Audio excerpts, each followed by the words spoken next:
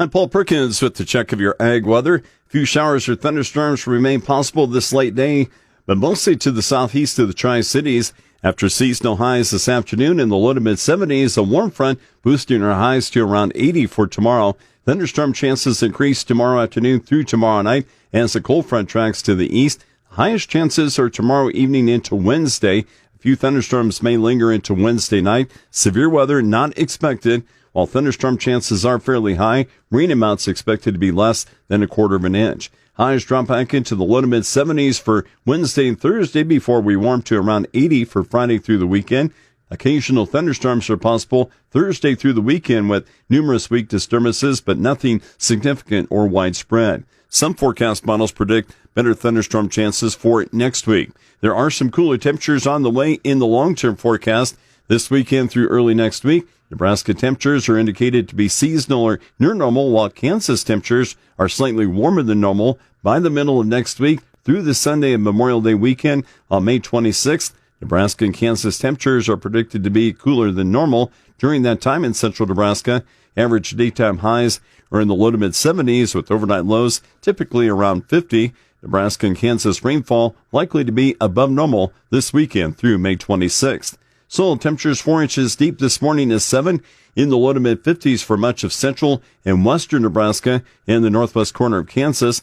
Along and east of Highway 281 in the eastern areas of Nebraska and nearly all of Kansas, the soil temperatures in the upper 50s to the low 60s. Key weather factors impacting the markets include continuing active weather for the U.S. and Canada, wet weather in western Europe, continued dryness in the Black Sea region, dry and hot weather in central Brazil, and flooding rain in southern Brazil. Locally heavy rain continues to move eastward from the south and lower Midwest, clearing the Atlantic coast around midweek. A new storm arrives midweek across the south central U.S., delivering a new round of heavy rain. 5-day rainfall could reach 2 to 6 inches or more from eastern Texas to Georgia, including 2-inch totals as far north as the southeastern half of the Corn Belt, which may keep the planting slower than normal in some areas.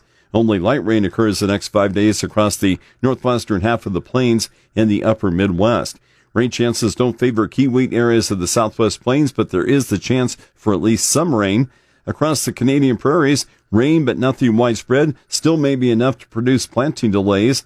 In far southern Brazil, more heavy rain moved in this weekend over northern Rio Grande do Sul. More is on the way later in the week, creating more flooding concerns. Rains this week may reach into second crop corn areas of southern Brazil, while central Brazil's second crop corn stays hot and dry, causing crop conditions to continue to fall even more. For Western Europe, another storm keeps conditions too wet for the UK and France. It may turn drier in Western Europe by the weekend. Towards the Black Sea region, scattered rain in far southwestern Russia over the weekend eased the building drought. Rain in southeastern Ukraine much of this week is helpful for the drier soils. Frost in central Russia and some of eastern Ukraine and southern Russia may produce some limited crop damage. Cooler air continues in the Black Sea region this week before a warming trend by the weekend. I'm Paul Perkins. That's a check of the ag weather.